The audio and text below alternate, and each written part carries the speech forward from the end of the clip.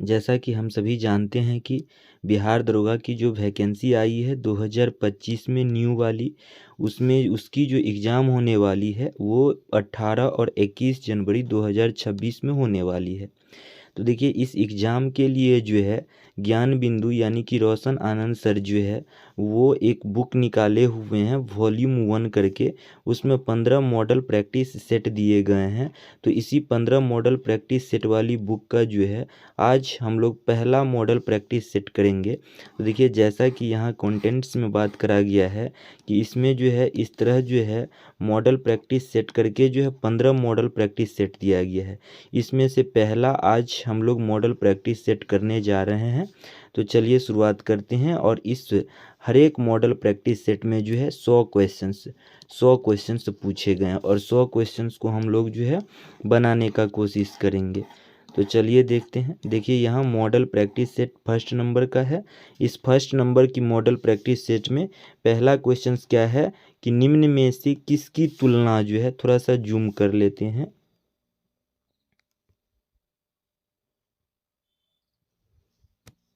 अब देखिए इसमें पहला क्वेश्चन क्या है कि निम्न में से किसकी तुलना जो है मैकियावेली के प्रिंस से की जाती है। तो देखिए मैकियावेली की प्रिंस जो है एक बुक है।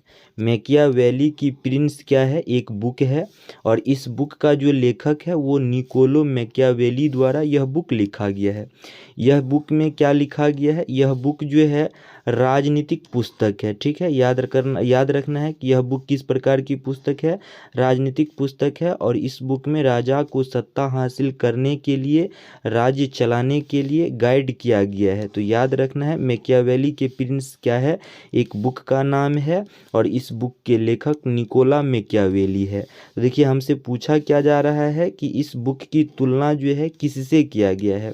तो इस बुक की तुलना जो है कौटिल्य के अर्थशास्त्र बुक से किया गया है, यानी कि इसका आंसर जो हो जाएगा वो बी नंबर हो जाएगा। अब देखिए कौटिल्य की अर्थशास्त्र का जो बुक है, इस बुक का नाम है अर्थशास्त्र, लेकिन यह बुक अर्थशास्त्र की नहीं है। यह भी बुक क्या है, राजनीति से संबंधित बुक, राजनीति से जो है संबंधित बुक है। तो याद रखना है कौटिल्य का अर्थशास्त्र बुक जो है यह राजनीति से संबंधित बुक है। और कौटिल्य का जो अन्य नाम है वह विष्णुगुप्त भी इसी का नाम है और चाणक्य भी इसी का नाम है। तो याद रखना है। नेक्स्ट क्वेश्चन से 2 नंबर क्या है, 2 नंबर में है कि निम्न में से कौन सा अभिलेख जो है विश्व के प्रथम विज्ञापन के तौर पर जाना जाता है। तो इसका जो आंसर हो जाएगा वो ए ऑप्शन हो जाएगा, दसपुर अभिलेख। और यह दसपुर अभिलेख जो है आपको मंदसौर अभिलेख, मंदसौर जो है मध्य प्रदेश में यह मिलेगा आपको। इस दसपुर अभिलेख में जो है रेशम की व्यापारी के बारे में उल्लेख किया गया है। तो याद रखना है दसपुर अभिलेख में रेशम के बारे में उल्लेख किया गया है और यह मंदसौर एमपी में मिलेगा। इस प्रकार का अभिलेख है और यह अभिलेख विश्व के प्रथम विज्ञापन के तौर पर यह अभिलेख जाना जाता है। नेक्स्ट क्वेश्चन से 3 नंबर में क्या है कि किसकी विद्वता से प्रभावित होकर जो है ख्वारिज्म के ममूनी शासक ने उसे अपना मंत्री नियुक्त कर दिया था। तो इसका जो आंसर हो जाएगा वो ऑप्शन सी अलबरूनी हो जाएगा। अलबरूनी की विद्वता से प्रभावित होकर जो है ख्वारिज्म के ममूनी शासक ने उसे अपना मंत्री नियुक्त कर दिया था। नेक्स्ट क्वेश्चन से 4 नंबर में क्या है कि विजयनगर के किस शासक को जो है 2 समुद्रों का अधिपति कहा गया था। तो विजयनगर के शासक हरिहर प्रथम जो था इसे क्या कहा गया था, 2 समुद्रों का अधिपति कहा गया था। नेक्स्ट क्वेश्चन से 5 नंबर में क्या है कि प्रच्छन्न बौद्ध किसे कहा जाता है। तो प्रच्छन्न बौद्ध जो है वो शंकर को कहा गया है। किसे कहा गया है, शंकर को कहा गया है। नेक्स्ट क्वेश्चन से क्या है 6 नंबर में, 6 नंबर में रैयतवाड़ी बंदोबस्त के संदर्भ में निम्नलिखित कथन पर विचार करें। रैयतवाड़ी का अर्थ, रैयत का अर्थ किसान होता है, यानी कि यह जो है भूमि सुधार से संबंधित जो है यह बंदोबस्त था। तो देखिए इस बंदोबस्त में यहाँ ऑप्शन दिया गया है और हमसे पूछा जा रहा है कि इन तीनों ऑप्शन में कौन सा सही है और कौन सा गलत है। देखिए रैयत का अर्थ ही किसान होता है, यानी कि किसान से सीधे टैक्स कौन लेता था? किसान से सीधे टैक्स। इस रैयतवाड़ी बंदोबस्त में किसान से सीधे टैक्स जो था वो अंग्रेज लेता था, ठीक है, इसलिए इस व्यवस्था को रैयतवाड़ी नाम रखा गया। देखिए पहला ऑप्शन क्या है कि किसानों द्वारा लगान सीधे सरकार को दिया जाता था, तो ये पहला ऑप्शन सही होगा। हाँ, रैयतवाड़ी व्यवस्था में किसान के द्वारा लगान सीधे सरकार को दिया जाता था। नेक्स्ट 2 नंबर क्या है कि सरकार जमीन जो है वो रैयत को पट्टे पर देती थी, तो यह 2 नंबर भी सही होगा। सरकार जमीन जो है रैयत यानी कि किसान को पट्टे पर कुछ लेने के बदले टैक्स लेकर सरकार जो है वो जमीन किसान को देते थे। 3 नंबर में क्या है कि कर लगाने की पूर्व यानी कि कर लगाने से पहले भूमि का सर्वेक्षण तथा मूल्य निर्धारण किया जाता था। तो रैयतवाड़ी व्यवस्था में इन तीनों प्रकार का जो ऑप्शन है वो क्या है, सही है, यानी इसका आंसर जो हो जाएगा वो सी नंबर हो जाएगा, ठीक है। अब रैयतवाड़ी बंदोबस्त जो था यह बम्बई के कुछ भागों में और असम और कुर्ग में जो है यह लगाया गया था, ठीक है। रैयतवाड़ी को जो था रैयतवाड़ी बंदोबस्त के जो क्या कहते हैं जन्मदाता था वह कौन था? टॉमस मुनरो था। याद रखना है क्या कौन था? टॉमस मुनरो था। नेक्स्ट क्वेश्चन से क्या है 7 नंबर में? 7 नंबर में है कि स्वतंत्रता संग्राम के दौरान भारतीय राज्य में कश्मीर, हैदराबाद, त्रावणकोर आदि जैसे भारतीय शासक द्वारा शासित राज्य में एक समांतर आंदोलन शुरू किया गया था, उसका नाम क्या था? तो इस आंदोलन का जो नाम था वह नाम था प्रजामंडल आंदोलन, यानी इसका ऑप्शन जो हो जाएगा, आंसर जो हो जाएगा वो बी नंबर हो जाएगा। अब देखिए ये प्रजामंडल आंदोलन क्या था? तो देखिए प्रजामंडल आंदोलन में जो था यह स्वतंत्रता संग्राम के दौरान चला था और इस आंदोलन में जनता जो था, जनता ने अंग्रेज के विरुद्ध और अपने राजा के विरुद्ध आंदोलन किया था स्वतंत्र करने के लिए। इसी आंदोलन को प्रजामंडल आंदोलन नाम रखा गया था। 8 नंबर क्वेश्चंस में क्या है कि महात्मा गांधी एवं उनके विचार से प्रभावित होने वाले प्रथम आदिवासी नेता कौन थे? याद रखना है प्रथम आदिवासी नेता कौन थे? तो इसका जो आंसर हो जाएगा वो जदुनांग हो जाएगा। यानी ये जदुनांग जो था रंगमेई जनजाति, रंगमेई नागा समुदाय से संबंधित थे। ये मणिपुर के रहने वाले थे और यह जो था जनजातियों के लिए हरेका आंदोलन प्रारंभ किया था, ठीक है। 3 पॉइंट जदुनांग के बारे में याद रखना है। पहला, यह हरेका आंदोलन प्रारंभ किया था। दूसरा, रंगमेई नागा समुदाय से संबंधित था। तीसरा, ये मणिपुर के जो था राजनीतिक व्यक्ति थे और यह किससे? महात्मा गांधी से जो है, महात्मा गांधी के विचारों से प्रभावित होने वाले प्रथम जो थे यह राजनेता थे, आदिवासी राजनेता थे। नेक्स्ट क्वेश्चन 9 नंबर में क्या है कि लाहौर षड्यंत्र मामलों को परिणति किसकी फांसी से हुई थी? तो देखिए लाहौर षड्यंत्र कब हुआ था? पहली बात याद रखना है लाहौर षड्यंत्र 1929 ईस्वी में हुआ था। इस लाहौर षड्यंत्र में हुआ क्या था? तो लाहौर के पुलिस अधीक्षक जो थे, पुलिस अधीक्षक जेपी सैंडर्स, इनकी हत्या कर दिया गया था। किन के द्वारा? तो भगत सिंह, राजगुरु, सुखदेव और अन्य साथियों के द्वारा जो है इन जेपी सैंडर्सों की हत्या लाहौर पुलिस अधीक्षक की कर दी गई थी, जिस वजह से लाहौर षड्यंत्र नाम से जो है एक मुकदमा चलाया गया और उस मुकदमा में जो है भगत सिंह, सुखदेव और राजगुरु को 23 मार्च 1931 ईस्वी को फांसी दे दिया गया। तो याद रखना है भगत सिंह और सुखदेव और राजगुरु को जो फांसी दिया गया वह किस मामले में दिया गया? तो लाहौर षड्यंत्र मामलों में दिया गया, ठीक है, याद रखना है। सेंट्रल असेंबली मामलों में जो है भगत सिंह, राजगुरु, सुखदेव को जो है वो फांसी की सज़ा नहीं दी गई, फांसी की सज़ा लाहौर षड्यंत्र में दिया गया था, याद रखना है। अब सेंट्रल असेंबली में क्या कहते हैं, बम फेंकने में जो है भगत सिंह, सुखदेव, राजगुरु के साथ साथ बटुकेश्वर दत्त भी थे, लेकिन लाहौर षड्यंत्र में बटुकेश्वर दत्त नहीं थे, ठीक है। नेक्स्ट क्वेश्चन क्या है 10 नंबर का। 10 नंबर की क्वेश्चंस क्या है कि फ्रांस की जो क्रांति के समय वहाँ का शासक कौन था। तो फ्रांस की क्रांति के समय जो शासक था वो लुई 16वां था। ठीक है, फ्रांस की क्रांति के समय फ्रांस का जो शासक था वो लुई 16वां था। अब देखिए लुई 16वां जो था यह 1774 ईस्वी में फ्रांस की गद्दी पर बैठा था सम्राट बन करके। ठीक है, और फ्रांस की जो क्रांति हुई थी वह 1789 ईस्वी में हुई थी।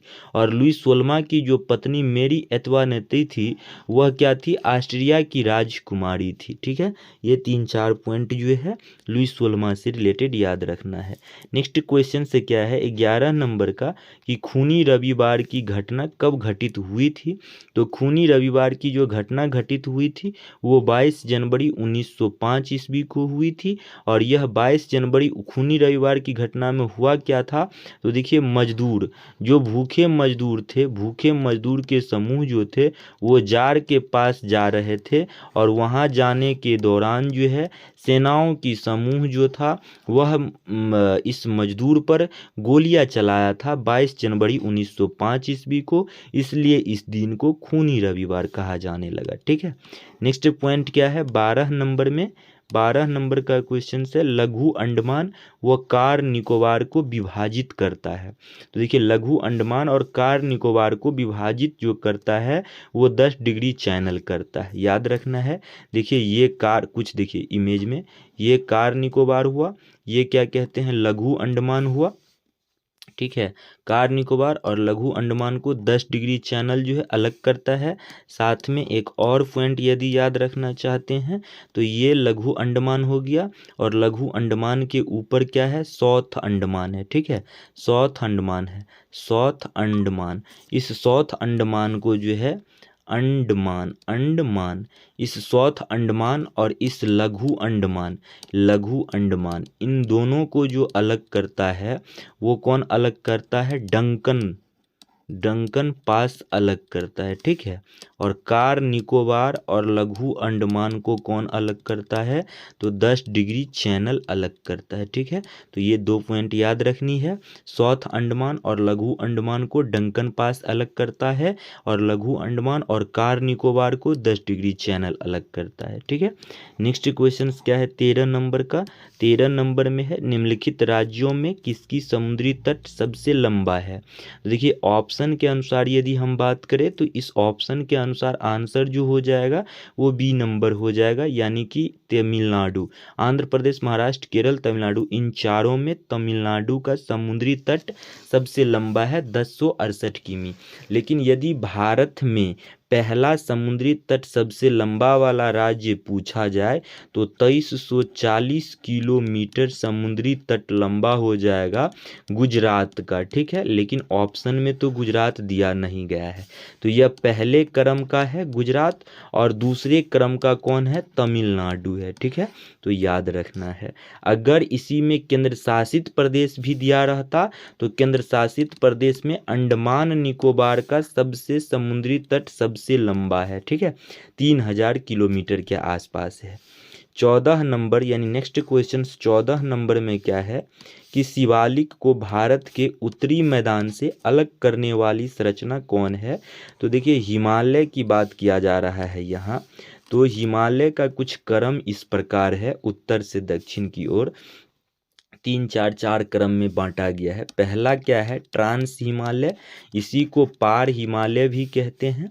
दूसरा बृहद हिमालय, इसी को क्या कहते हैं, बृहद हिमालय को महान हिमालय कहते हैं। बृहद हिमालय, लघु हिमालय को क्या कहते हैं, मध्य हिमालय कहते हैं। एक नेक्स्ट क्या है शिवालिक हिमालय। ठीक है, यह उत्तर से दक्षिण का क्रम है। सबसे ऊपरी भाग ट्रांस या पार हिमालय है। नेक्स्ट पॉइंट उसके बाद बृहद या मध्य महान हिमालय है। निचली पॉइंट इन बृहद महान हिमालय के बाद लघु या मध्य हिमालय है। इसके बाद शिवालिक हिमालय है। इसके बाद जो शुरुआत होता है वह उत्तरी मैदान की शुरुआत हो जाता है। ठीक है, है, उत्तरी मैदान की शुरुआत हो जाती है। अब देखिए ट्रांस या पार हिमालय, ट्रांस और बृहद हिमालय को जो है अलग जो करता है वो कौन अलग करता है, ITSZ अलग करता है, ठीक है। बृहद और महान, बृहद क्या कहते हैं और लघु हिमालय को अलग कौन करता है, तो बृहद और लघु हिमालय को जो अलग करता है वो MCT अलग करता है। कौन अलग करता है, MCT अलग करता है। लघु हिमालय और शिवालिक हिमालय को जो अलग करता है वो MBT अलग करता है।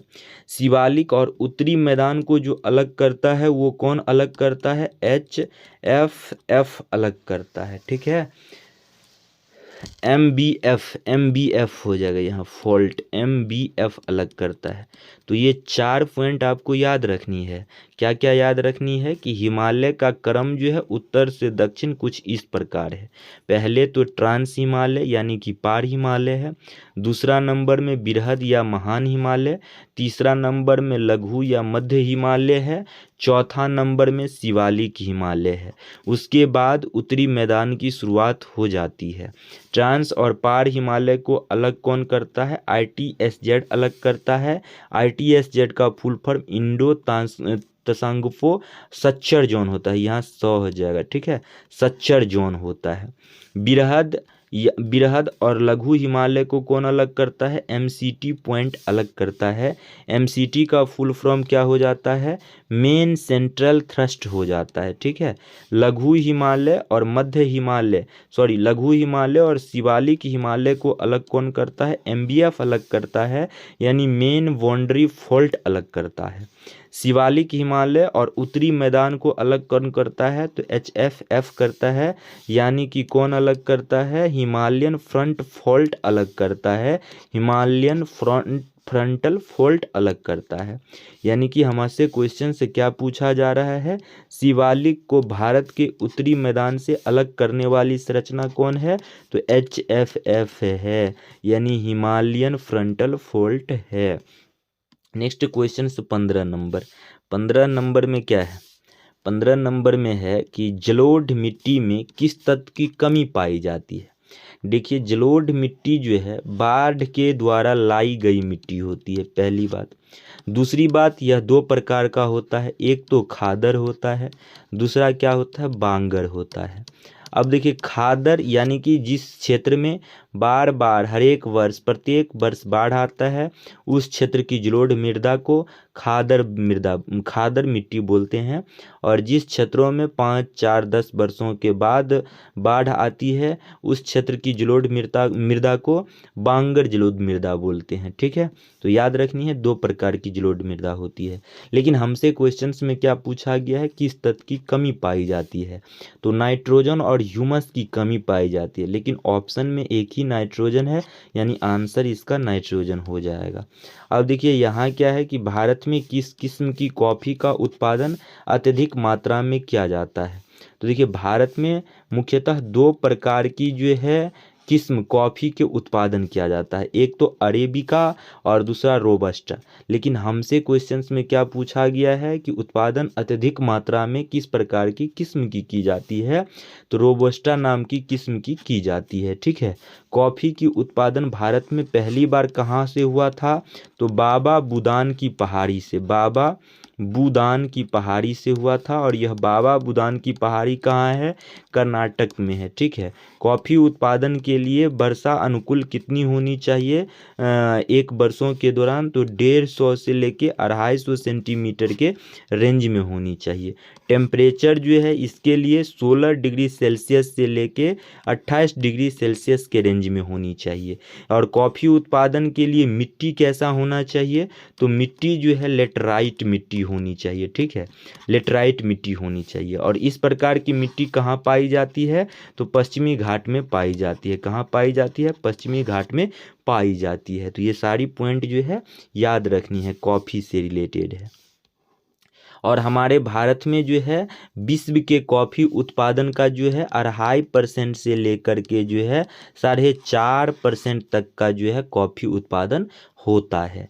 ठीक है, नेक्स्ट क्वेश्चन से 17 नंबर क्या है, लोहरदग्गा किस खनिज के लिए प्रसिद्ध है? तो देखिए, एक तो लोहरदग्गा और दूसरा इसी में हो जाएगा पलामू। ये दोनों जो है झारखंड में आता है। ठीक है, झारखंड में आता है और यह दोनों जगह जो है बॉक्साइट के लिए प्रसिद्ध है। याद रखना है, बॉक्साइट के लिए प्रसिद्ध है। ठीक है, बॉक्साइट अयस्क से क्या मिलता है हमें? एल्यूमिनियम मिलता है। ठीक है, बॉक्साइट अयस्क से क्या मिलता है? एल्यूमिनियम मिलता है। नेक्स्ट क्वेश्चन 18 नंबर में क्या है कि कोचिन शिपयार्ड का निर्माण किस देश के सहयोग से हुआ था? तो कोचिन शिपयार्ड का निर्माण जापान की सहयोग से हुआ था। और शिपयार्ड का अर्थ क्या होता है कि जहाज या जलयान, जहाज या जलयान जो होता है उस जलयान का निर्माण, मरम्मत आदि चीज़ों का निर्माण, जलयान जहाज की निर्माण, मरम्मत, रख रखावों के लिए वैसा एक जगह होता है, उस जगह को शिपयार्ड कहते हैं। ठीक है, तो यह कोचिन शिपयार्ड का निर्माण कहाँ किया, किस देश के सहयोग से किया गया था? तो जापान की सहयोग से किया गया था। यह कोचिन है कहाँ? तो यह कोचिन जो है कर्नाटका में पड़ता है। ठीक है, नेक्स्ट क्वेश्चन 19 नंबर में क्या है कि धर्म आधारित जनगणना 2011 के अनुसार निम्नलिखित में से किस धार्मिक वर्ग का लिंगानुपात सबसे कम है? तो देखिए, इस ऑप्शन के अनुसार आंसर क्या हो जाएगा? हिंदू हो जाएगा। यानी हिंदू का जो है वह लिंगानुपात धार्मिक आधार पर जो है वो 931 ही होगा। लिंगानुपात का अर्थ क्या होता है? तो 1000 पुरुषों में जो है 1000 पुरुष में महिला की संख्या कितनी है, उसे लिंगानुपात कहा जाता है। तो देखिए, इस ऑप्शन के अनुसार धर्म आधारित जनगणना जो 2011 में हुआ था उसमें हिंदू की लिंगानुपात सबसे कम है। लेकिन यदि वैसे बात किया जाए तो ईसाइयों की जो लिंगानुपात हो जाएगा वो 1006 हो जाएगा। यानी कि सबसे अधिक अगर लिंगानुपात धर्म के आधार पर पूछा जाए तो मैक्सिमम ईसाइयों का हो जाएगा। ठीक है, लेकिन इसी में सबसे कम धर्म के आधार पर जो है सबसे कम जो है लिंगानुपात वाला धर्म जनगणना बात किया जाए तो उसमें जो है सिख आ जाता है। क्या आ जाता है? सिख आ जाता है। सिख का जो है 838 या 39 के आसपास जो है लिंगानुपात होता है। लेकिन इस क्वेश्चन का आंसर इस ऑप्शन के अनुसार दिया जाएगा, तो इस ऑप्शन के अनुसार यहाँ हिंदू हो जाएगा। ठीक है, नेक्स्ट क्वेश्चन 20 नंबर का क्या है?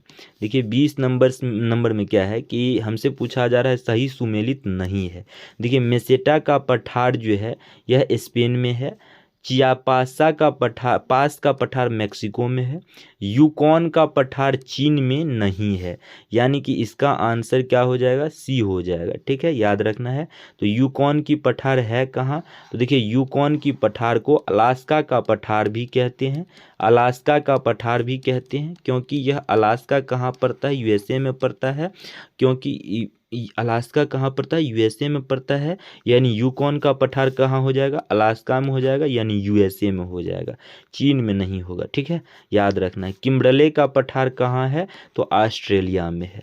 नेक्स्ट क्वेश्चन 21 नंबर का क्या है कि निम्नलिखित में से कौन पवन द्वारा निर्मित स्थलाकृति नहीं है? देखिए, पवन मतलब गतिशील हवा के द्वारा, यानी कि जियोगेन यह तो पवन के द्वारा निर्मित स्थलाकृति है। यारडांग यह भी पवन के द्वारा निर्मित स्थलाकृति है। गारा यह भी पवन के द्वारा निर्मित स्थलाकृति है। लेकिन एक मेहराब जो है यह पवन के द्वारा स्थित स्थलाकृति नहीं है। यह सागरीय जलधारा के द्वारा, किसके द्वारा? सागरीय जलधारा के द्वारा निर्मित स्थलाकृति है। सागरीय जलधारा के द्वारा निर्मित स्थलाकृति का निर्माण किस प्रकार? स्ट्रोक, रोधिका, मेहराब आदि प्रकार की जो है स्थलाकृति का निर्माण करती है। नेक्स्ट क्वेश्चन 22 नंबर की 22 नंबर का क्वेश्चन क्या है? कह रहा है कि कुमारी नामक स्थानांतरणशील कृषि का संबंध किस क्षेत्र से है? तो देखिए, स्थानांतरणशील कृषि किसे कहते हैं? तो देखिए स्थानांतरणशील कृषि वैसे स्थान पर किया जाता है जिस स्थान पर अत्यधिक क्या होता है, जंगल होता है और पेड़ पौधा होता है। तो उस जंगल और पेड़ पौधा को कटाव कर दिया जाता है और क्या कहते हैं, आग लगा दिया जाता है। और जब कटाव आग लगाने के बाद जो राख बचता है उस राख को उसी मिट्टी में मिला दिया जाता है।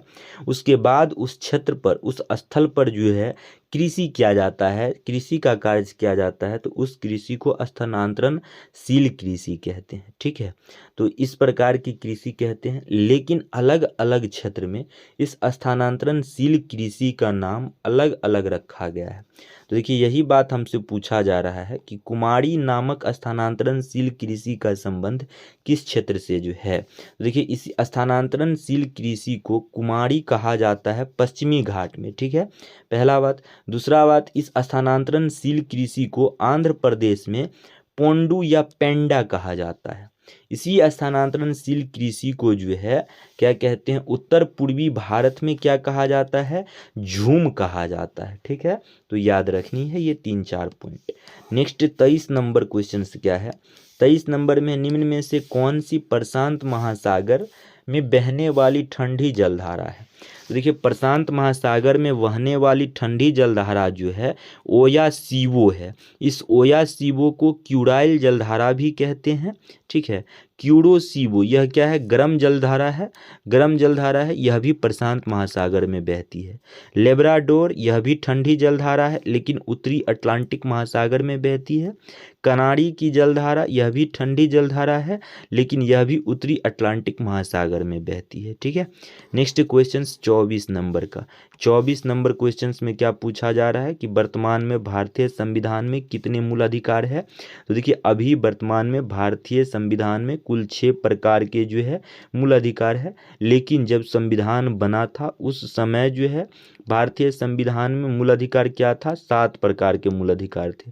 तो एक संपत्ति का जो मूल अधिकार है उस संपत्ति के मूल अधिकार को जो है 44वां संविधान संशोधन 1978 ईस्वी के द्वारा जो है हटाकर इसे अनुच्छेद 300 क में रखा गया है, कानूनी अधिकार में रखा गया है। ठीक है, तो याद रखना है अभी कितनी मौलिक अधिकार है, 6 है।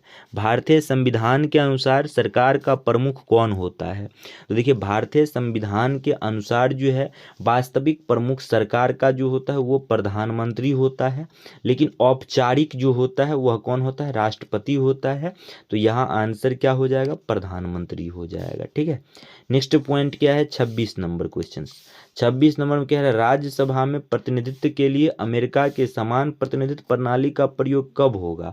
देखिए क्या होता है, सबसे पहले हम जानते हैं कि अभी हमारे भारत में जिस तरह संसद है उस तरह अमेरिका में संसद को क्या कहते हैं, कांग्रेस कहते हैं। ठीक है, हमारे भारत में संसद में 2, एक लोकसभा होता है और दूसरा क्या होता है, राज्यसभा होता है ना, राज्यसभा होता है। तो क्या कहते हैं, अमेरिका में राज्यसभा को क्या कहते हैं, सीनेट कहते हैं। ठीक है, और अमेरिका में लोकसभा को क्या कहते हैं, प्रतिनिधि सभा कहते हैं। ठीक है, प्रतिनिधि सभा कहते हैं। अमेरिका में संसद को क्या कहते हैं, कांग्रेस कहते हैं। ठीक है, तो ये 3 पॉइंट याद रखनी है, पहली बात। दूसरी बात क्या रखना है, दूसरी बात हमसे क्वेश्चंस में क्या पूछा जा रहा है कि क्वेश्चंस में पूछा जा रहा है राज्यसभा में प्रतिनिधित्व के लिए अमेरिका के समान प्रतिनिधित्व प्रणाली का प्रयोग कब होगा, यानी तब होगा यानी कब होगा। तो देखिए क्या है कि भारत में जो राज्यसभा में प्रतिनिधित्व होता है वो माना कि बिहार की जनसंख्या क्या है, बिहार की जनसंख्या यूपी से कम है। तब यूपी से जब कम है तो बिहार में राज्यसभा भी क्या होगा, सीटें कम होगी। यानी कि बिहार में 16 राज्यसभा सीटें हैं और यूपी में कितनी राज्यसभा सीटें हैं, यूपी में 31 के आसपास जो है वो राज्यसभा की सीटें हैं, शायद 31 राज्यसभा सीटें हैं, है ना। तो देखिए यहाँ क्या है कि राज्यसभा में प्रतिनिधित्व के लिए, लेकिन अमेरिका में ऐसा नहीं होता है। अमेरिका में यदि किसी राज्य में जनसंख्या क्या है, कम है और किसी राज्य में जनसंख्या क्या है, ज़्यादा है, फिर भी दोनों राज्य में जो राज्यसभा के प्रतिनिधि होंगे वो क्या होंगे, बराबर होंगे। तो इसलिए इसका आंसर क्या हो जाएगा कि अधिक जनसंख्या वाले तथा कम जनसंख्या वाले राज्य में राज्यसभा के प्रतिनिधित्व क्या होते हैं, बराबर होते हैं। ठीक है, नेक्स्ट क्वेश्चन से क्या है 27 नंबर में है, स्वतंत्रता के पश्चात सर्वप्रथम किसकी सिफारिश पर प्राक्कलन समिति का गठन किया गया था। देखिए प्राक्कलन समिति का गठन 1950 में किया गया था और इस प्राक्कलन समिति में कुल कितने 30 सदस्य होते हैं। ठीक है, 30 सदस्य होते हैं इस प्राक्कलन समिति में, याद रखनी है आपको। अब 30 सदस्य होते हैं, लेकिन हमसे क्वेश्चंस में पूछा जा रहा है किसके सिफारिश पर प्राक्कलन समिति का गठन किया गया था। तो प्राक्कलन समिति का जो गठन है जॉन मथाई के सिफारिश पर किया गया था। नेक्स्ट क्वेश्चन 28 नंबर में क्या है, 28 नंबर में है राष्ट्रीय पिछड़ा वर्ग आयोग की स्थापना कब की गई थी। तो राष्ट्रीय पिछड़ा वर्ग आयोग की स्थापना 1993 ईस्वी में की गई थी। अब देखिए ये राष्ट्रीय पिछड़ा वर्ग आयोग के बारे में 2-3 पॉइंटें याद रखनी है। राष्ट्रीय पिछड़ा वर्ग आयोग का गठन तो 1993 ईस्वी में किया गया था, लेकिन 102 संविधान संशोधन 2018 में किया गया और यह संशोधन करने के बाद अनुच्छेद जो है 338 ख को संविधान में जोड़ा गया और इस अनुच्छेद में प्रावधान किया गया कि यह जो राष्ट्रीय पिछड़ा वर्ग आयोग है यह संवैधानिक आयोग होगा। ठीक है, तो ये पहली बात आपको याद रखनी है। दूसरी पॉइंट क्या है कि 338 और तीसरी पॉइंट 338 क, ये 338 जो है ये SC यानी कि अनुसूचित जाति आयोगों को संवैधानिक दर्जा प्रदान करती है और 338 को जो है अनुसूचित जनजाति आयोग को संवैधानिक दर्जा प्रदान करती है। उसी तरह 338 ख जो है अनुच्छेद वह राष्ट्रीय पिछड़ा वर्ग आयोग को संवैधानिक दर्जा प्रदान करती है। तो ये 3 अनुच्छेद याद रखनी है आपको। नेक्स्ट क्वेश्चन 29 नंबर में क्या है, स्वतंत्र भारत के प्रथम खाद्य एवं कृषि मंत्री कौन थे। तो स्वतंत्र भारत के प्रथम खाद्य एवं कृषि मंत्री जो थे डॉक्टर राजेंद्र प्रसाद थे। ठीक है, नेक्स्ट क्वेश्चन 30 नंबर में निम्नलिखित में से कौन प्रारूप समिति के सदस्य नहीं थे। तो देखिए प्रारूप समिति का गठन कब किया गया था। प्रारूप समिति का गठन जो है भीमराव अंबेडकर की अध्यक्षता में किया गया था और प्रारूप समिति के सदस्य जो होते हैं वो अध्यक्ष सहित 7 सदस्य होते हैं। इन 7 सदस्य में हमसे पूछा जा रहा है कि निम्नलिखित में से कौन सदस्य नहीं थे।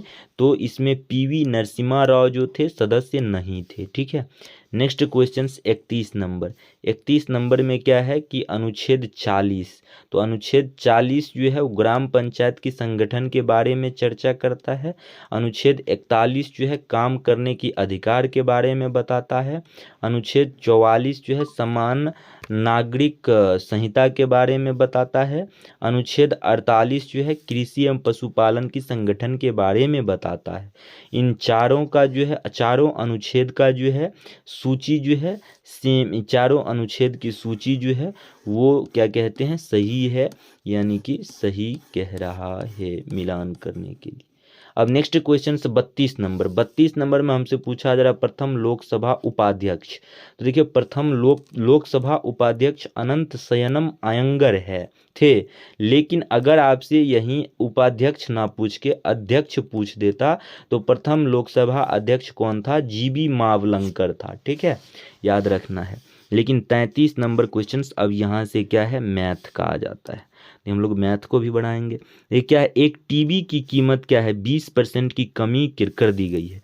देखिए माना कि पहले टीवी का कीमत 100 रहा होगा, अब 20% कमी कर देने के बाद क्या हो जाएगा 80 हो जाएगा कि नहीं हो जाएगा, 20% कमी कर देने के बाद 80 हो जाएगा। ठीक है, अब हमसे पूछा जा रहा है नई मूल्य में, यानी कि नया मूल्य तो अब ये हो गया ना, कम करने के बाद नया मूल्य हो गया। तो अब हमसे पूछा जा रहा है इस नई मूल्य में कितनी वृद्धि की जानी चाहिए ताकि पुरानी मूल्य की तरह हो जाए। तो देखिए नई मूल्य क्या है 80 है, यानी घटा कितना 20 कमा, लेकिन हमें क्या रहा है नई मूल्य में, तो नई मूल्य से ही तुलना करेंगे बट्टा 100, 0 से 0 खत्म हो गया। अब देखिए 2 चौके कितना हो जाएगा 8 और ये 10 कटेगा, 2 दूनी 4 और ये 2 पंचे 10 और ये 2 पंचे 10, तो यानी कि 5 को 5 से गुना करेंगे यानी कि 25% हो जाएगा इसका आंसर। ठीक है, नेक्स्ट क्वेश्चन क्या है 34 नंबर का। 34 नंबर में 16 संख्या का औसत दिया गया है हमें यहाँ। 16 संख्या का औसत कितना दिया गया है, 23 दिया गया है। ठीक है, अब देखिए हम इस क्वेश्चंस को कैसे बनाएंगे। तो हम सबसे पहले क्या करेंगे कि 16 गुना 23 करेंगे। उसके बाद पहली 7 संख्या का औसत, तो 7 गुना क्या करेंगे 21। अंतिम 8 संख्या का औसत, तो अंतिम 8 संख्या का औसत 24। यानी जो आएगा उन दोनों को क्या करेंगे, ऐड कर देंगे। और ऐड करने के बाद इन 16 गुना 23 में जो आएगा उसमें से क्या करेंगे, घटा देंगे। और घटाने के बाद जो आएगा वो हमारा क्या हो जाएगा, आंसर हो जाएगा, यानी 8वीं संख्या हो जाएगा। नेक्स्ट क्वेश्चन क्या है, 35 नंबर। 35 नंबर में 1500 मीटर की दौड़ में यदि ए बी को 100 मीटर से हरा देता है। देखिए यहाँ क्या है, थोड़ा सा सीधा कर लूँ इसे। क्या क्या रहा है यहाँ कि 1500 मीटर की दौड़ है, ठीक ना। उसमें क्या है, देखिए यहाँ कि ए बी है ना, ए बी को 100 मीटर से, बी को ए जो है बी को 100 मीटर से, मतलब ए 1500 मीटर दौड़ा होगा, बी को 100 मीटर से हराता है, यानी कि बी 1400 मीटर दौड़ा होगा। ठीक है, दोनों को कट करेंगे 0 0, यानी कि 15 और 14 का रेशियो हमें मिलेगा यहाँ। ठीक है, नेक्स्ट आगे क्या है कि बी सी को 150 मीटर से हरा देता है। बी क्या करता है, सी को 150 मीटर से हराता है, बी सी को हराता है, यानी कि यहाँ बात करें तो बी 1500 गया होगा तो सी 1350 गया होगा। उसके बाद 150 मीटर का अंतर है। अब 0 से 0 क्या हो जाएगा, ख़त्म। 5 तिया 15 और यहाँ 5 दूना 10 होगा ना, 5 1350, 14 1 15। ठीक है, उसके बाद देखिए यहाँ क्या है, 150 मीटर से हरा देता है, तो 5 दूनी 10 और 5 सत्ते 35, 3 से कटेगा 3 नम्मा 27, यही ना होगा।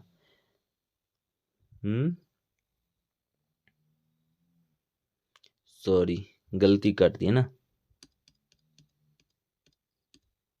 देखिए पहले क्या करेंगे कि 1 0 से, तो 1 0 पहले ख़त्म हो गया। अब यहाँ 150 बचा, यहाँ 135 बचा। अब 5 तिया 15 और 0 का 0 आएगा ना। उसके बाद 5 दूनी 10 और 5 सत्ते 35, 3 दाहें के 30, 3 नमा 27। लेकिन यहाँ बी का रेशियो 14 है, यहाँ बी का रेशियो 10 है। दोनों जगह सेम करने के लिए क्या करना होगा, इधर 10 से गुना करना होगा और इधर क्या कर देते हैं, यदि 14 से गुना कर देते हैं तो दोनों जगह क्या हो जाएगा, बी का मान क्या हो जाएगा, समान हो जाएगा। अब देखिए यहाँ यदि गुना किए हैं तो यानी कि 15 गुना 10 150, रेशियो 14 गुना 10 कितना 140 होगा।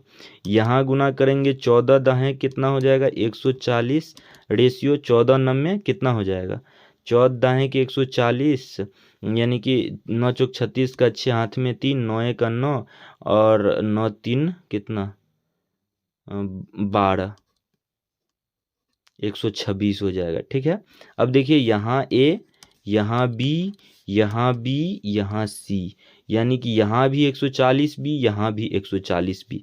यानी अब हमें क्या मिल गया, ए बी सी का रेशियो, ए बी सी, ए का रेशियो 150, बी का रेशियो 140, सी का रेशियो 126 मिला। अब हमें आगे क्वेश्चंस में क्या पूछा जा रहा है, क्वेश्चंस में पूछा जा रहा है कि ए सी को कितनी दूरी से हरा देगा। तो रेशियो में बात करें तो ए 150 और सी 126, यानी दोनों में अंतर कितना 24 का है, यानी कि 24 यूनिट से क्या करता है, ए सी को पीछा करता है ना। अब देखिए 150 यूनिट है, अब 150 यूनिट का मान क्या हो जाएगा, 1500 के बराबर हो जाएगा ना। इसलिए 1500 के बराबर हो जाएगा क्योंकि यहाँ 1500 मीटर की दौड़ है, लेकिन यहाँ रेशियो में कितना 150 मीटर की दौड़ है, तो दोनों क्या हो जाएगा, बराबर हो जाएगा।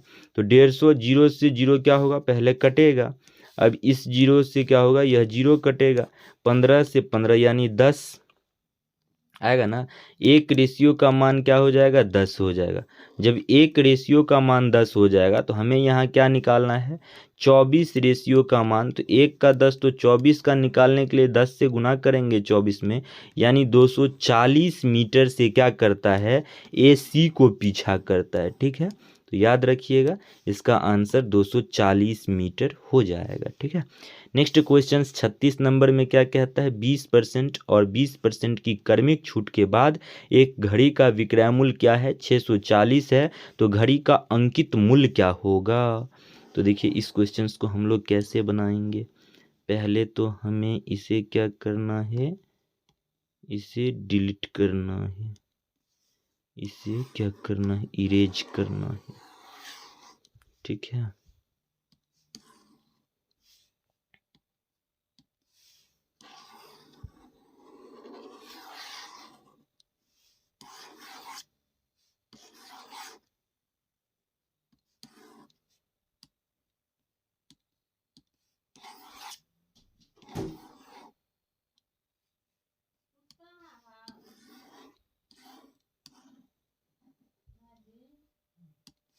अब नेक्स्ट क्वेश्चन 36 नंबर में कैसे बनाएंगे, तो देखिए माना कि 20% की दो क्रमिक छूट के बाद एक घड़ी के विक्रय मूल्य 640 हो जाता है ना।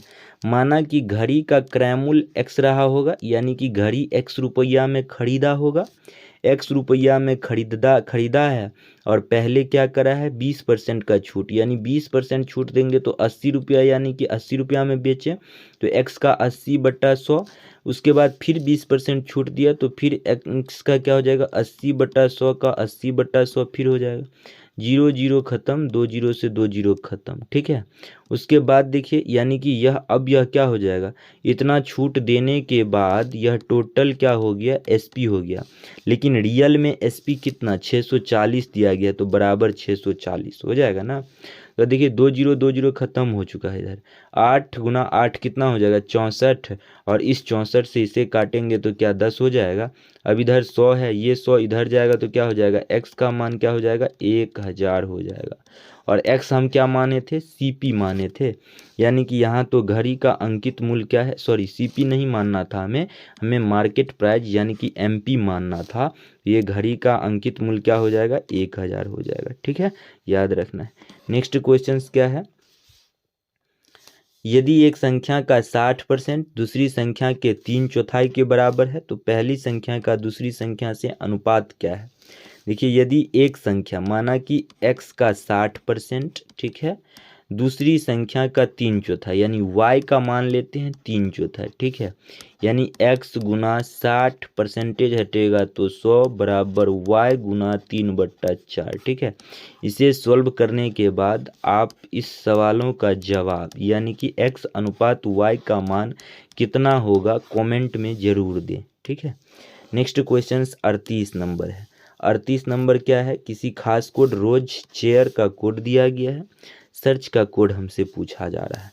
देखिए यहाँ एस किस स्थान पे, तीसरे नंबर पर है, तो एस का कोड क्या है 2 है ना, तो यहाँ भी एस का 2 हो जाएगा। ई का कोड क्या है, ई के जगह 1 रखा है, 1 हो जाएगा। ए का मान क्या है, ए का मान देख लीजिए यहाँ 4 है, यहाँ भी ए का मान क्या हो जाएगा 4, 2 1 4 वाला ऑप्शन क्या है, ये नहीं है, ये भी नहीं है, अब ये 2 बचा। एच का क्या है, एच का देख लीजिए, एच दूसरे स्थान पर, यहाँ दूसरे स्थान पर 3, यानी एच का मान 3, अब लास्ट में 3 इसमें है, यानी सी नंबर ऑप्शन हो जाएगा। ठीक है।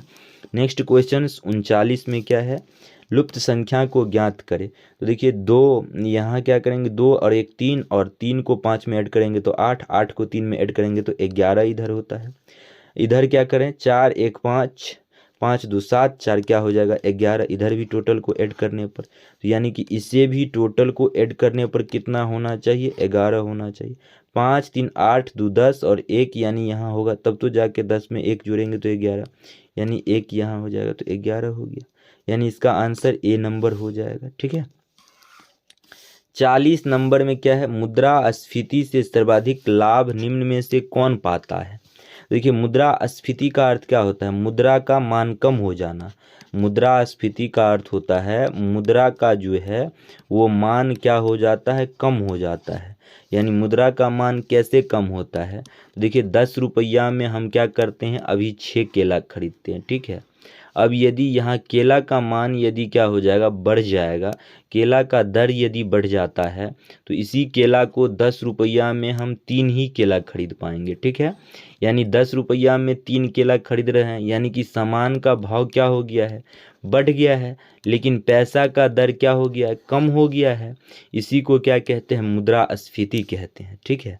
तो इस मुद्रास्फीति से सर्वाधिक लाभ निम्न में से कौन पाता है, तो सर्वाधिक लाभ कौन पाता है, ऋणी को पाता है। सर्वाधिक लाभ कौन पाता है, ऋणी, यानी जो ब्याज लेता है वो सर्वाधिक लाभ पाता है मुद्रास्फीति के समय में, ठीक है।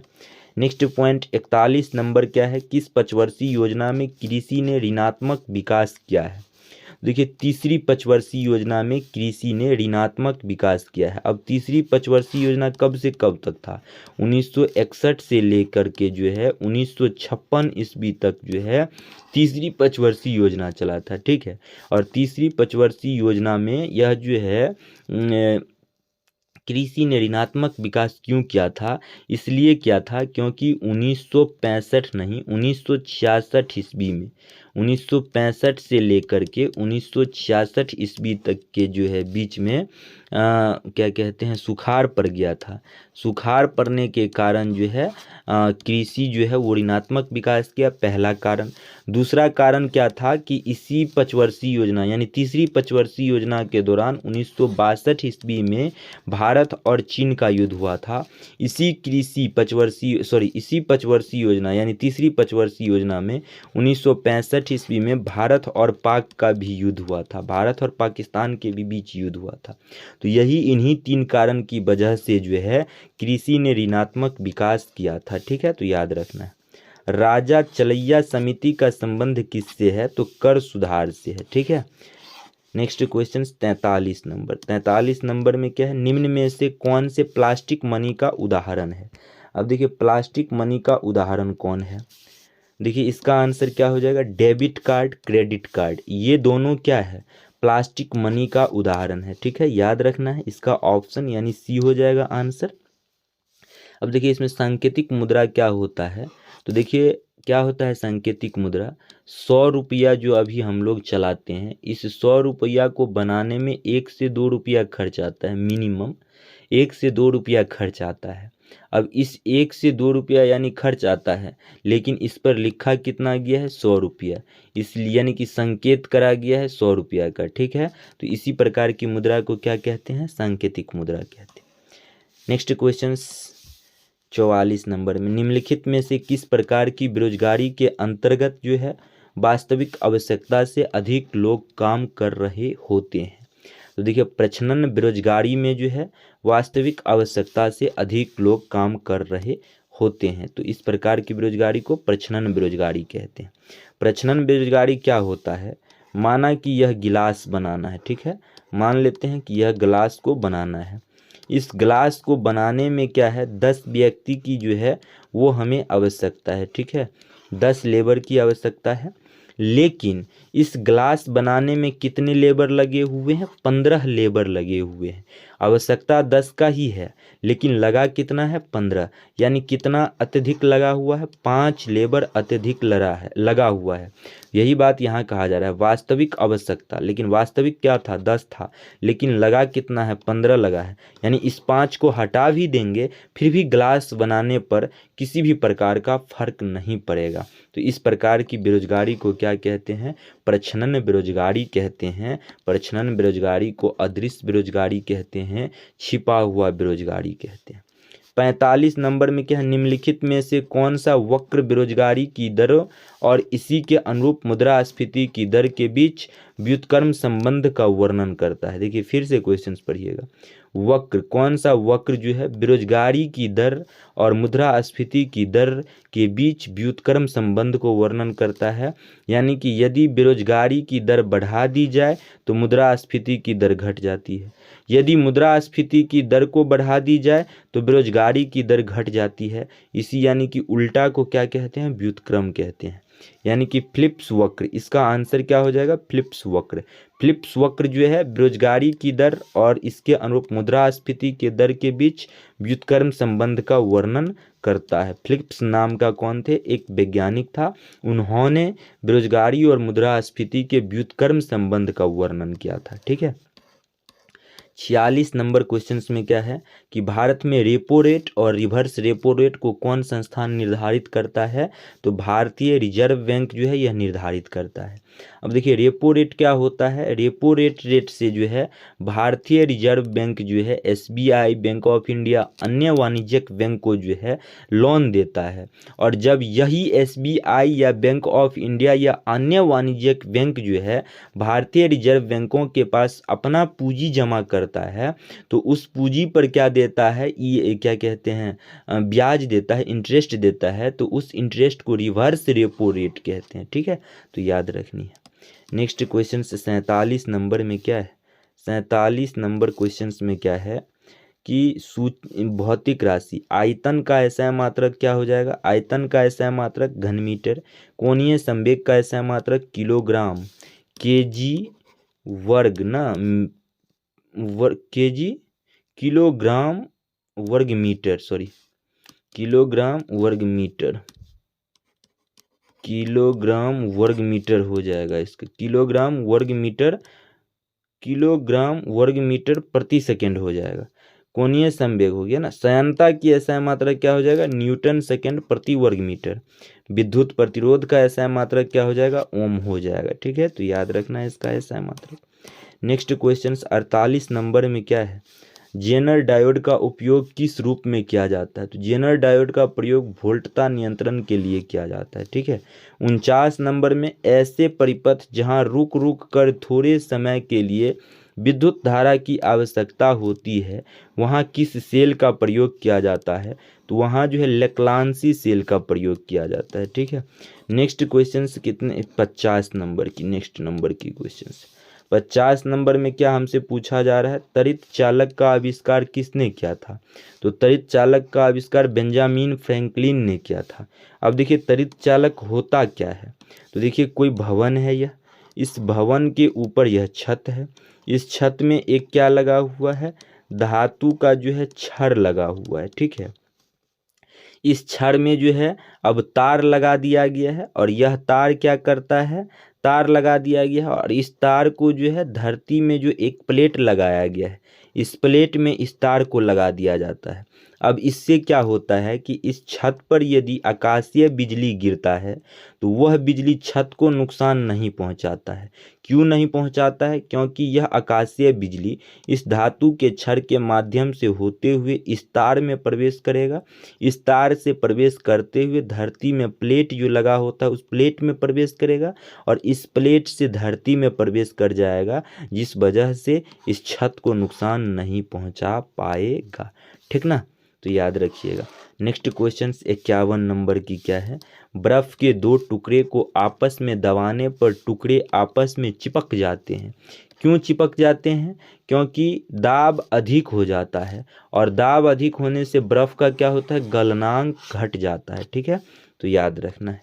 नेक्स्ट क्वेश्चन 52 नंबर ना, 52 नंबर का क्वेश्चन, 52 नंबर में क्या है, 52 नंबर देखिए 52 नंबर में बिजली के हीटर में कौन सी सामग्री प्रयुक्त होती है? तो बिजली के हीटर में जो है नाइक्रोम की जो है नाइक्रोम लगी होती है। नाइक्रोम किस किस की बनी होती है? निकेल की बनी होती है, क्रोमियम की बनी होती है, और आयरन। निकेल, क्रोमियम और आयरन की बनी होती है। नाइक्रोम की प्रतिरोधकता उच्च होती है, और गलनांक भी क्या होती है, उच्च होती है, याद रखनी है। नेक्स्ट क्वेश्चन 53 नंबर की क्या है कि तेल की पतली फिल्म से परावर्तित श्वेत प्रकाश में रंग दिखाई देने का कारण क्या है?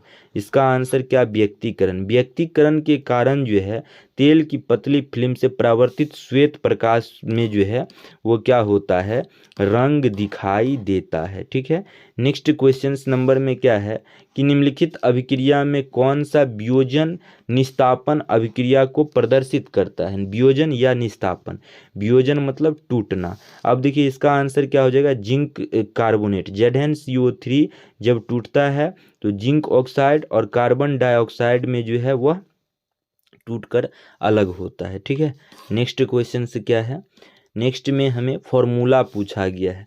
देखिए हेमेटाइट का फॉर्मूला क्या हो जाएगा Fe2O3, मैग्नेटाइट का फॉर्मूला क्या हो जाएगा Fe3O4, कैल्साइट का फॉर्मूला जो है वो CaCO3 हो जाएगा, सिडेराइट का फॉर्मूला FeCO3 हो जाएगा। ठीक है, तो फॉर्मूला याद रखना है। नेक्स्ट क्वेश्चन 57 नंबर की, कौन सा अम्ल पौधा व जंतु से प्राप्त किया जाता है जो पर्यावरण में, तो यह लैक्टिक अम्ल जो है प्राप्त किया जाता है। 58 नंबर की क्वेश्चंस में क्या है कि विलयन के कण को अलग करने के लिए निम्नलिखित में से किस विधि का उपयोग नहीं किया जा सकता है। तो देखिए विलयन कैसे बनता है। विलयन बनने के लिए आपको क्या क्या चाहिए, विलयन बनाने के लिए विलय चाहिए और विलायक चाहिए। विलायक मतलब जो अपने लायक कर लेता है, यानी एग्जाम्पल का बात करें तो विलायक में पानी, विलय यानी कि जो विलय हो जाता है यानी कि नमक। जब आप नमक और पानी दोनों को मिलाएंगे ना, तो मिलाने के बाद क्या बन जाएगा, विलयन बन जाएगा। यानी पानी नमक को क्या करता है, अपने में मिला लेता है। ठीक ना, तो याद रखना है विलयन इस तरह बनता है। लेकिन हमें यहाँ क्या पूछा जा रहा है कि विलयन के कण को अलग करने के निम्नलिखित में से किस विधि का उपयोग नहीं किया जा सकता है। तो विलयन में जो कण होते हैं, यानी कि विलयन बना कैसे है, देखिए पानी और नमक को मिलने से विलयन बना है। तो नमक का तो कुछ कण ऐसा रहा होगा जो नहीं घुला होगा पानी में, तो उससे जो है अलग हम लोग कैसे जो है वो नहीं कर सकते हैं। तो छान कर हम लोग नहीं कर सकते हैं। छान कर इसलिए नहीं कर सकते हैं क्योंकि इतना छोटा सा कण होता है कि फिल्टर के द्वारा जो है फिल्टर में छना ही नहीं पाता है, फिल्टर से जो है वो पार कर जाता है। इसी वजह से जो है हम विलयन के कण को छान कर अलग नहीं कर सकते हैं, याद रखना है। 59 नंबर क्वेश्चंस में क्या है, 59 नंबर में है कि डिक्कन प्रक्रम द्वारा क्लोरीन गैस के उत्पादन में जो है निम्नलिखित में से कौन सा उत्प्रेरक प्रयोग किया जाता है। तो इसमें हो जाएगा क्यूप्रिक क्लोराइड उत्प्रेरक के रूप में प्रयोग किया जाता है। उत्प्रेरक का अर्थ क्या होता है, किसी भी केमिकल रिएक्शन में जो है किसी भी केमिकल रिएक्शन को रिएक्ट करने के लिए प्रेरित कर देता है, लेकिन खुद को भाग नहीं लेता है। यानी क्यूप्रिक क्लोराइड जो है क्लोरीन गैस बनाने के लिए डिक्कन प्रक्रम में जो है प्रेरित करेगा, लेकिन खुद भाग नहीं लेगा। ठीक है, अब देखिए नेक्स्ट क्वेश्चन 60 नंबर में है, वे पदार्थ जो द्रवित अवस्था में या जलीय विलयन में जो है विद्युत का संचालन करता है क्या कहलाता है। द्रवित अवस्था या जलीय विलयन में विद्युत का संचालन विद्युत अपघट्ट, यानी कि विद्युत अपघट्ट इलेक्ट्रोलाइसिस। एग्जाम्पल का यदि हम लोग बात करें तो बैटरिक में क्या होता है, जो द्वितीयक सेल जो होता है, सेकेंडरी सेल जो होता है, सेकेंडरी सेल, उस सेकेंडरी सेल में घोल डाला रहता है, विलयन रहता है, और उसी विलयन से विद्युत का क्या होता है, संचालन होता है। उस विलयन को क्या कहते हैं, विद्युत अपघट्ट कहते हैं। नेक्स्ट क्वेश्चन, पुष्पीय पौधों का अध्ययन किस शाखा में करते हैं। तो पुष्पीय पौधों का अध्ययन जो है फेनरोगेम्स में करते हैं। किस में करते हैं, फेनरोगेम्स में करते हैं। देखिए आइक्लर नाम का एक वैज्ञानिक था, व्यक्ति था, उन्होंने पौधों को जो है 5 भागों में फूल के आधार पर बांटा था।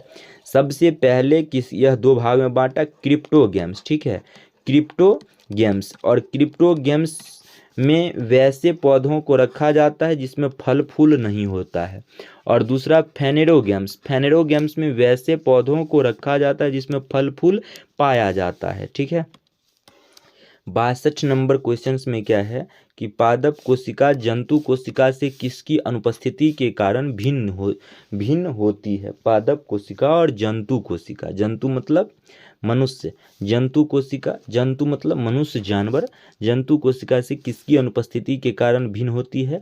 तो देखिए पादप कोशिका में भी और जंतु कोशिका में भी अंतर्द्रव्य जालिका पाई जाती है, माइटोकॉन्ड्रिया दोनों में पाई जाती है, राइबोसोम दोनों में पाई जाती है, लेकिन तारक केंद्र सेंट्रियोल जो होता है यह पादप कोशिका में नहीं पाया जाता है, यह ओनली जंतु कोशिका में पाया जाता है।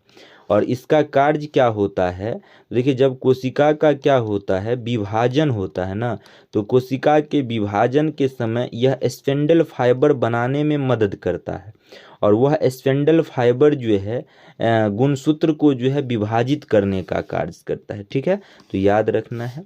नेक्स्ट क्वेश्चन 63 नंबर में निम्न में से कौन सा जोड़ा गलत है, तो सूरजमुखी जो है वह संपुट नहीं होता है।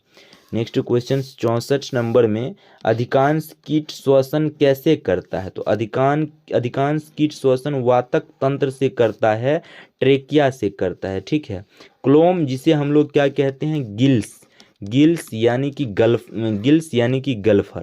क्लोम से सांस कौन लेता है, मछली लेता है। मछली कैसे लेता है, तो देखिए मछली क्या करता है, पानी को गल्फर में लेता है और गल्फर में जो है उस पानी में जो ऑक्सीजन घुला होता है, उस ऑक्सीजन को गल्फर क्या करता है, ले लेता है और गल्फर लेकर ब्लड को दे देता है। ठीक ना, इस तरह जो है मछली श्वसन करता है।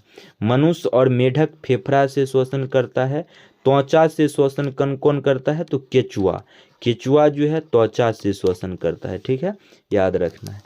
65 नंबर क्वेश्चन में क्या है कि विटामिन होते हैं, देखिए विटामिन क्या होता है, आवश्यक कार्बनिक यौगिक होता है। ठीक है, कार्बनिक यौगिक होता है जिनका संश्लेषण क्या होता है, शरीर में नहीं होता है। इसलिए हम लोग विटामिन का सेवन प्रतिदिन भोजन के माध्यम से करते हैं। ठीक है, अब देखिए नेक्स्ट क्वेश्चन से क्या है, 66 नंबर, सिलिकॉन कार्बाइड कृत्रिम हीरा, कार्बन तंतु वायुयान में पाया जाता है, कार्बन डाइऑक्साइड प्रकाश संश्लेषण के लिए प्रयुक्त होता है, डाइफ्लोरोमीथेन प्रशीतक में होता है। ठीक है, तो याद रखना है। नेक्स्ट क्वेश्चन से 37 नंबर का क्या है, निम्नलिखित में से कौन सा पदार्थ प्रोटीन नहीं है, देखिए केस बाल में कैरोटीन नाम का प्रोटीन पाया जाता है, खूर में भी प्रोटीन पाया जाता है, लुत्ता रेशम में भी प्रोटीन पाया जाता है, लेकिन कपास में प्रोटीन नहीं पाया जाता है। कपास किसका बना होता है, सेलुलोज का बना होता है। ठीक है, याद रखिएगा, तो इसका आंसर ए हो जाएगा। अब कह रहा है क्या 68 नंबर में, ट्रांसलेट इनटू द इंग्लिश, तुमने मेरा दिल जीत लिया, यानी इसका ट्रांसलेट इंग्लिश में करना है। तो इसका क्या हो जाएगा, यू वन माई हार्ट। ठीक है, नेक्स्ट क्वेश्चन क्या है,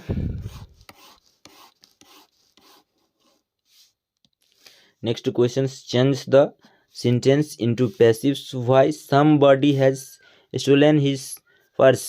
आंसर इसका क्या हो जाएगा, his purse has been stolen.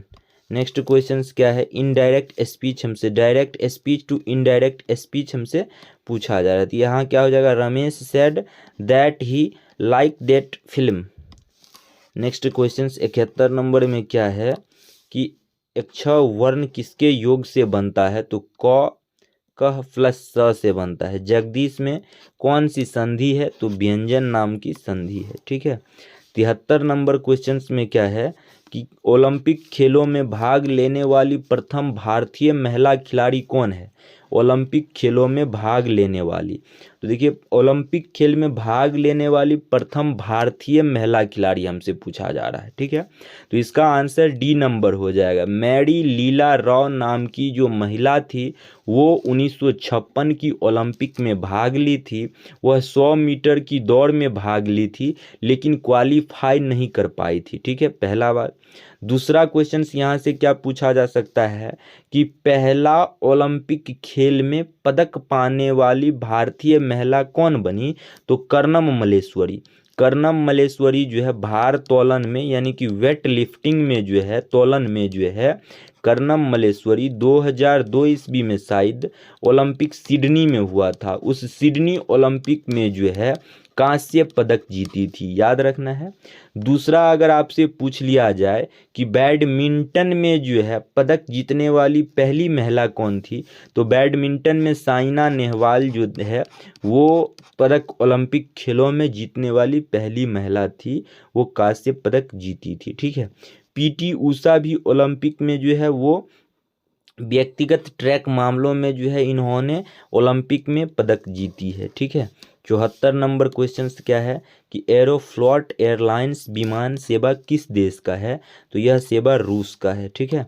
उसके बाद 75 नंबर क्वेश्चन में है द हिंदू समाचार पत्र का प्रकाशन स्थल कहाँ है, तो द हिंदू समाचार पत्र का प्रकाशन स्थल जो है वह कहाँ है, चेन्नई में है। पहली बात। दूसरी बात क्या याद रखना है कि हिंदू समाचार पत्र का जो प्रकाशित हुआ था वो 1878 ईस्वी में हुआ था पहली बार, लेकिन यह क्या था, साप्ताहिक पत्रिका था। और 1889 ईस्वी में यह दैनिक यानी कि डेली छपने लगा था। ठीक है। तो यह 3 पॉइंट यहाँ से याद रखनी है। नेक्स्ट पॉइंट क्या है कि दरभंगा किस नदी के किनारे अवस्थित है, तो दरभंगा कमला और बागमती नदी के किनारे अवस्थित है। ठीक है। 77 नंबर क्वेश्चन क्या है कि बिहार का अक्षांशीय विस्तार क्या है, तो देखिए अक्षांशीय विस्तार बिहार का क्या हो जाएगा, दक्षिण अक्षांश में तो है नहीं, तो दक्षिण अक्षांश वाला दोनों का दोनों क्या हो जाएगा, कट जाएगा। उसके बाद इसका आंसर सी हो जाएगा, क्योंकि 24 डिग्री 20 मिनट 10 सेकंड से लेकर 27 डिग्री 31 मिनट 15 सेकंड तक उत्तरी अक्षांश में बिहार का विस्तार है। ठीक है, याद रखना है। 78 नंबर में बिहार में अंग्रेजों को अपनी व्यापारिक केंद्र स्थापित करने के में वास्तविक सफलता कब मिली, तो अंग्रेज जो है प्रयास तो 1620 ईस्वी में क्या था, लेकिन 1620 में सफलता नहीं मिल पाया बिहार में जो है वो व्यापारिक केंद्र स्थापित करने में, तो इसे 1651 ईस्वी में जो है वास्तविक सफलता मिला था। पटना विश्वविद्यालय की स्थापना कब की गई थी, पटना विश्वविद्यालय की स्थापना 1917 ईस्वी में हुआ था। लेकिन अगर आपसे पूछ लिया जाए पटना उच्च न्यायालय की स्थापना, पटना उच्च न्यायालय की स्थापना 1916 ईस्वी में किया गया था। ठीक है। पटना विश्वविद्यालय जो था यह भारत का 7वां सबसे पुराना विश्वविद्यालय था। ठीक है। भारत के पहले गरुड़ एरोस्पेस की कृषि ड्रोन स्वदेशीकरण केंद्र की स्थापना कहाँ किया गया था, तो यह चेन्नई में किया गया था। ठीक है। 81 नंबर का क्वेश्चन क्या है, 81 नंबर में क्या है बाबू, निम्नलिखित में से कौन सी पहली भारतीय ई कॉमर्स कंपनी है जो आरबीआई से एनबीएफसी लाइसेंस प्राप्त की है, तो फ्लिपकार्ट कंपनी बनी है। 82 नंबर में हाल ही में चर्चा में रही एवी लिस्ट किस चीज़ की गणना से संबंधित है, तो एवी लिस्ट पक्षी की गणना से संबंधित है। 83 नंबर क्वेश्चन में क्या है, भारत के गिफ्ट सिटी में अपनी शाखा खोलने वाला पहला मिडिल ईस्ट बैंक क्यूएनबी किस देश की है, तो यह कतर देश की है। भारत की गिफ्ट सिटी में अपना शाखा खोलने वाला पहला मिडिल ईस्ट बैंक क्यूएनबी किस देश की है, तो यह कतर देश की है। ठीक है। नेक्स्ट क्वेश्चन क्या है, 84 नंबर की, हाल ही में भारत सरकार ने company India rare earth limited यानी IREL को किस देश के साथ दुर्लभ पृथ्वी तत्व के निर्यात समझौता को निलंबित करने का निर्देश दिया है, यह जापान के साथ जो है समझौता किया था, इस समझौता को निलंबित करने का आदेश दिया है। नेक्स्ट क्वेश्चन, प्रधानमंत्री नरेंद्र मोदी ने साइप्रस के आधिकारिक यात्रा के दौरान साइप्रस की प्रथम महिला फिलिपा कार्सेरा को किस राज्य में निर्मित चांदी का क्लच पर्स उपहार दिया है, तो यह आंध्र प्रदेश की। ठीक है। नेक्स्ट क्वेश्चन क्या है, मुख्यमंत्री गुरु शिष्य परंपरा योजना हाल ही में किस राज्य द्वारा प्रारंभ किया गया था, तो यह बिहार के द्वारा प्रारंभ किया गया था। नेक्स्ट क्वेश्चन 87 में क्या है कि हाल ही में रामानुजन एक महान गणितज्ञ की यात्रा पुस्तक का विमोचन किस संस्था द्वारा किया गया था, भारतीय राष्ट्रीय अभिलेखागार के द्वारा किया गया था। 5वां खेलो इंडिया शीतकालीन खेल 2025 का पहला चरण आयोजित लद्दाख में किया गया था, दूसरा चरण का आयोजित जम्मू कश्मीर में किया गया था। नेक्स्ट क्वेश्चन, जनवरी 2025 में विजय हजारे ट्रॉफी को फाइनल में निम्न में से कौन सा टीम उप विजेता रहा है, तो विजय हजारे ट्रॉफी का उप विजेता टीम जो है विदर्भ रहा है, विजेता टीम कर्नाटक रहा है। विजय हजारे ट्रॉफी जो हुआ था यह बड़ोदरा गुजरात में हुआ था, बड़ोदरा कहाँ हुआ था, गुजरात में हुआ था। ठीक है। 90 नंबर क्वेश्चन ना, हाल ही में निधन हुए अयोध्या में श्री राम जन्मभूमि के मुख्य पुजारी निम्नलिखित में से कौन थे, आचार्य सत्येंद्र दास थे। ठीक है, आचार्य सत्येंद्र दास थे। 91 नंबर की क्वेश्चन में क्या है कि हाल ही में किसे राष्ट्रीय सुरक्षा सलाहकार बोर्ड के अध्यक्ष के रूप में नियुक्ति किया गया है, तो आलोक जोशी को किया गया है। हाल ही में जो है कृत्रिम चट्टान परियोजना का शुभारंभ किस उद्देश्य से किया गया है? तो मछली उत्पादन को बढ़ावा देने के उद्देश्य से किया गया है। अब देखिए 93 नंबर क्वेश्चन क्या है कि हाल ही में जारी किया गया है QS world university ranking sustainability 2025 में भारत का शीर्ष विश्वविद्यालय कौन है? तो भारत का शीर्ष विश्वविद्यालय इसमें जो है IIT दिल्ली रहा है।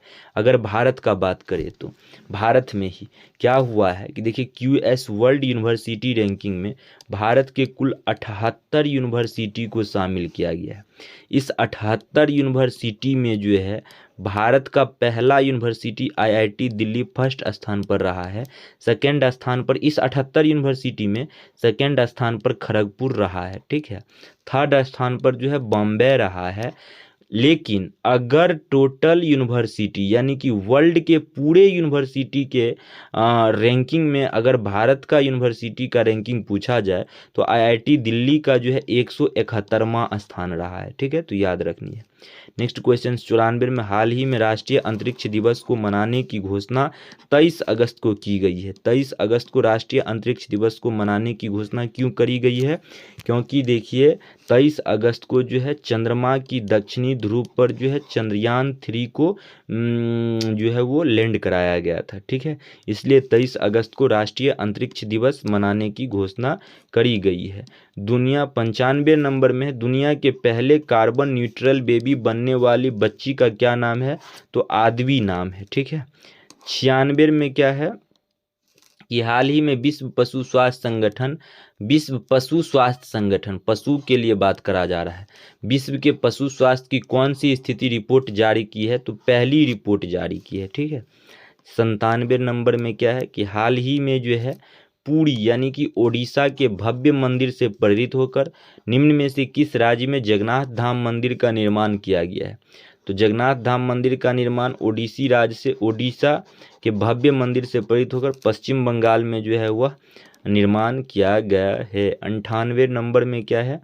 98 नंबर में है हरा सोना नाम की किस्म जो है वो बांस की रही है।